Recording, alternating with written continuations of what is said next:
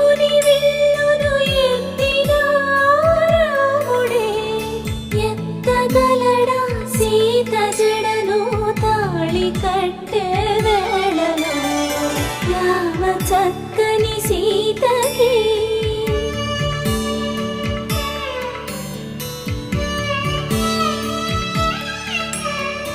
ఎర్ర జాబిలి చేయి రాముడేడని అడుగుతుంటే చూడలేదని పెదవి చెప్పే చెప్పలేమని కనులు చెప్పే నల్ల పూసైన